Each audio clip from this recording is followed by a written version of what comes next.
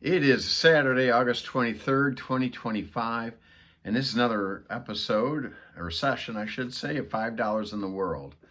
$5 in the World is the book project I'm working on. It's going to be about my dad, his ideas about how to live life, some of the sayings he had, some of the stories that kind of illustrate those beliefs, and the impact he had, not just on me and my brother and my mom, but pretty much everybody he came into contact with. Everybody who knew him or understood him found these things to be true, and authentic. This is really what he was like. This is really how he was. He lived 101 years, and he grew, but he didn't waver. He continued on that way right up to the last days of his life. And I'm so thankful to have been able to be in his family, grow up around him, grew up around my mom, the family I was in, the people that he introduced us to, and all of that. And these stories, the reason I feel compelled to do this is a couple of reasons, really. One is legacy stuff. I think he was such an interesting person, and I think so highly of him. I think other people should get to know him, maybe through the pages of this book and other stories that are told. The people who did know him, I hope, will have good memories of him as they read it. And I think the world in general, with the challenges we face, the spirit in the world out there, in large part, could really use a dose of spirited optimism, good attitude about how things can go, a realistic attitude though too. He wasn't Pollyannish, but he was clear-eyed about how things are and how they were, but he also had a vision for how they could be. And so I think we need some of that belief in the possible, belief in the self, belief in the other person, belief in God, and all the, and to realize that however things are, they don't have to be that way. They don't have to be this way. We have some agency. We have a say in how things go in our lives, and then that radiates out from there, and we can make change. We can be part of the change. We can live better lives than we have. Doesn't mean we have to be unhappy. Sometimes we are, but this, I think his beliefs, his attitudes, his way of thinking, the things he said, the kind of the proverbs of his own that he learned or developed that he could put out there helped him live a fascinating life and stay on track and stay true to himself for 101 years, especially from the age of 38 to 101, which after he got sober and lived a clear-headed life from 38 to 101 was really when he was at his very best. This chapter is called Communicate, Communicate, Communicate. It goes back to one of the earliest stories I remember hearing about the relationship I had with my dad. It goes back to when, I don't know if it's a real memory or one of those recovered memories, in the sense of hearing the story so many times that I can picture it in my mind. I can see it. I can feel the water. I can hear it. I can picture the whole thing. But my dad was such a good storyteller. I'm not 100% sure if it's me envisioning the story as he told it, or if I really do remember it just the way it was. But either way, I know it happened, and I think it's a really good a really good story about how he dealt with people, even little kids, and I think it's a principle that we are in dire need of in this day and age. So again, this chapter is called Communicate, Communicate, Communicate, and here's the outline for it. If there is one principle of human relationships that Dad truly believed in, it was the power of and the necessity of communication. He knew that as long as people would be willing to keep talking, then there was always an opportunity for a favorable outcome. He entered conversations with goodwill and usually prepared to listen. His curiosity about why people did what they did and thought what they thought proved genuine over the years. He made his way through life in large part due to his ability to communicate. To his credit, it was always two-way communication. Oftentimes when we think of good communicators, we think of the way they talk, the quality of their ideas, and how effectively they persuade others, and these factors matter. But focusing on how the person handles the outgoing aspects of communication without evaluating how they take it in will lead us to miss the other half of the equation. Somebody who speaks eloquently and listens poorly may be a great orator, but they would be a lousy communicator. Just like in selling, how well the salesperson listens will make a bigger difference in the quality of the transaction than how well he or she strings together sentences. And it's the same way in interpersonal conversation. That interaction is only going to go so well as people communicate clearly and listen actively. Dad was a good listener, and he was fair in his discussions. He would typically hear out the other person, even when he had a position of authority and didn't have to listen. He wanted to listen. In fact, I think he was usually open to even being persuaded. As importantly, he would encourage others to speak their minds. He took this approach with us even when we were very young. Like most preschoolers, or really people of any age, I could be pretty hot-tempered if I did not get my way. In anticipation of my flying off the handle, Dad would urge me to communicate. It frequently headed off a tantrum-style response, and I would gather what thoughts I had and plead my case or grievance. This didn't always work, but it did leave an impression on me. To this day, I believe that as long as people can maintain a willingness to communicate in good faith, relationships can grow, heal, and enrich us. It leaves room for differences of opinion because it doesn't emphasize conformity as much as it establishes clarity. In other words, I can maybe live with our differences of opinions if I have a better understanding of why you think what you think, and I can respect it more in its context. And I just think clarity is really the key, more than trying to browbeat somebody into agreeing with me. I really want to know. And the cool thing about that is if they end up agreeing with me, I know it's sincere. One of my mentors in real estate and life in general was a guy named Fred Kamiga. And Fred had a saying, I think it's an old Dutch saying. It just was, the mind changed against its will is of the opinion still. And that was his way of saying you might browbeat or force somebody into doing something and even make them say they think that way. But if they really don't think that way, it's going to come back later. It's going to come back up, and it's going to leave room for resentment. It's going to leave room for trouble. So he's always like, he would evaluate that if he had been in discussion or managing people. He'd always try and figure out, do they really think it? Did they really buy in? Are we really on the same page, or are they just saying that? My dad thought along those lines as well. He really did want to have established clarity. And if there was a disagreement, he wanted that clearly understood too. Back to this chapter.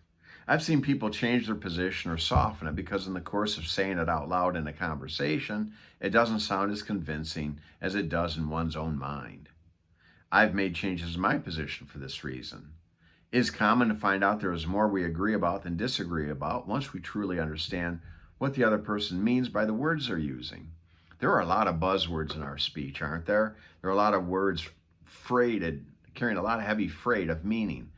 And we think we know what they mean when somebody uses them, and they think they know what it means when somebody uses them, and then we might have different meanings for that word or those words.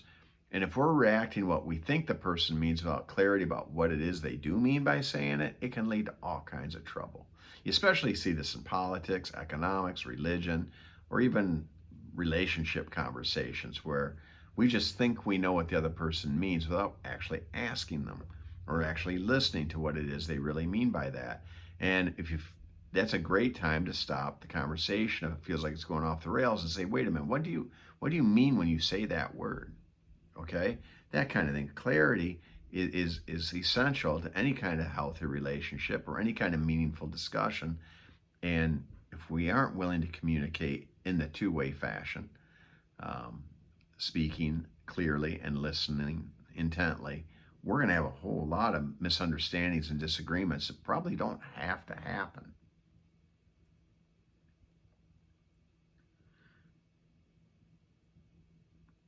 In other words, this idea of trying to truly understand what we mean by what we're saying, defining terms, for example, doing so, it discourages the common practice of relying on assumptions about other people and their motives. I know he's committed this principle because during my more rebellious years, Dad and I could still find enough common ground and mutual respect to talk through issues we radically disagreed about. I saw the same thing play out with my brother during his phase of teenage angst and all that. They would stay in touch. They would keep talking through it. He never cut us off. He never banished us. He didn't always like what we had to say, and we didn't always like what he had to say. But we were always looking for that space where we could connect, and he would listen. And like I say, we could walk away from that conversation still not agreeing, but we had newfound respect, a better understanding for the next one, because there's always one more conversation, right? I remember one night we were driving home from Florida and heading for Michigan. That is a long, long drive. I was behind the wheel, and we got into a discussion about, of all things, Watergate, years after it was over. We had different opinions about elements of that episode and its fallout. As the discussion went on, it drifted into an argument. We went back and forth for quite a while, and then in a pause in the action, Dad lightened the mood by saying, "Well, that kept us awake long enough to drive for an extra hour of driving. Let's switch sides and see if we can get another hour done." And so we did. Dad refused to let differences over the actions of strangers come between himself and people he loved, even when he agreed with what that policy or action was. It was the valuing of personal relationships that made good communication so important to him. He instilled this in my brother and I as well. Add to this our mom's remarkable ability to understand people, and we were raised in a master class for communication. If we aren't good at it, it's not because we didn't learn it from the best. When I was about 4 years old or so, we were in the swimming pool in our backyard playing with neighbor kids. My dad was lounging by the pool catching some rays. I started splashing one of my friends. After a little while, he started complaining, but I didn't stop. My dad intervened from the lounger with a remark along the lines of, "Stop doing that." I ignored the first command and splashed Bruce some more. Dad repeated this with a little more heat. I ignored him again and kept splashing. My dad said that he finally got up off the lounger and headed for me, with the intent of hauling my bratty self out of the water. He said that he got close enough to reach down and scoop me out of the water. I held up my hand and shouted, "Communicate, communicate, communicate." It worked insofar as it spared me from getting in trouble, and I did make amends with Bruce. My dad told that story a ton of times, and he said that it taught him that kids really do listen, and that I would probably be a handful to manage going forward.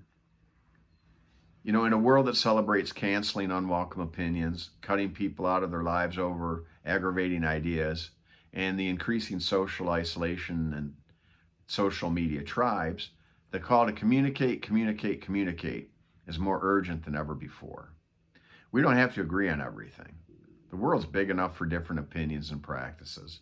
We would be better off, though, if we learned that communication and a desire to understand as well as being understood are the things of healthy civil society and rewarding intimate relationships, as well as every other kind of connection we experience. I can't emphasize enough how important this idea was to my dad. He said it all the time. He could tell when something was going to go off the rails. He could tell when somebody was going to go into a snit or go into isolation or lose their temper and blow something up, and he would just encourage more talking, not less. I said in another chapter, he didn't rely on the power of shut up. His idea when things were getting, were drifting apart was to talk more, not less. Now, again, there was caveats to that. Sometimes a cooling off period made sense. Sometimes what we nowadays call a timeout might be called for until cooler heads prevailed. But he did not waste any time in reconnecting on that communication idea as soon as it made sense to do it. And I rarely saw him pull rank to end a conversation early. Now, he was really good about, the idea that he did have the final word if he was running his company or as head of the household kind of thing, or our parent. He would hear it out, and if it finally got to the point where we just weren't going to agree on the issue and a decision still needed to be made, if it was up to him, if it was his authority or right for him to do, he would make that final decision. But it didn't ever feel like he made it in a vacuum. It rarely felt like he made that decision arbitrarily without any input from anybody else. It made it easier to accept a decision that I didn't agree with because I knew what went into it. I knew the good faith that went into making that decision, and the way he would make every effort, to rationalize it, to explain it, to get buy-in as much as possible. And that's a lot of effort, but it's so worth it in the quality of relationship that we can get from doing that. The only thing harder than having a difficult conversation is living with the effects of not having them. Things get bottled up. Things build up in our minds. Things start stacking. Things start getting more and more aggravating. We start becoming more and more vigilant about more and more things that are wrong, and these things cascade. And this is how small things turn into blow-ups, because we don't talk it through. Communication can be looked at as something like a pressure release valve. Talk about what's going on with you. Talk about your emotions. Talk about your feelings. Talk about what you want to see done. Talk about your dreams. So many people let dreams die in their mind because they don't get any buy-in. They don't say it out loud, so it doesn't feel real. Talk about it. Share it. Doesn't mean you have to have affirmation from other people, but saying things out loud brings so much strength and resolve to a person. Or, like I say, sometimes saying things out loud, you can hear that it actually doesn't make that much sense after all, and you can make adjustments. But the key for human relationships to thrive and to flourish is communication. And I'll believe that for the rest of my life. I saw it every day growing up. I saw my dad do it even with employees. Again, he had the last word, but he gave them their word too. And sometimes he would change, he would amend, he would adjust. He was not dogmatic. He's principled, but not dogmatic. And there is a difference. And that gets clarified, actually, by more and more communication. The more you talk about what you believe and why you believe it, and the more you listen to what other people believe and why they believe that, the more clarity you have. The easier it is to align to principles. The easier it is to identify what you believe and why you believe it. And that's essential to living a life of consistency and congruence. So it's worth the effort. Communicate, communicate, communicate, and see where it goes for you. I hope you like this chapter. I hope you'll take time to comment on it, maybe share the link with somebody else. I think, like I said earlier, we live in a world where communication is only valued if we know in advance the other person's on board with what we think already. It's a pretty small world to live in, man. Go ahead and share it. Expand your territory. Hear other ideas. Share your own. Maintain your position in the face of opposition, and realize, are they worth fighting for? Is the refining process proving that they're right in the first place? Or maybe were you wrong? Or maybe because there's another way to look at it that's okay. It expands your territory in so many different ways. That's it for today. Thank you for bearing with me. I took a week off last week after about 23 weeks straight. Took 1 week off last week. Back at it. I don't see myself doing that again anytime soon, but it was a little bit refreshing. It was nice, but it was good to get back at it this weekend. Thanks again. Like and share this channel, and the more the merrier. Thank you very much. See you next week.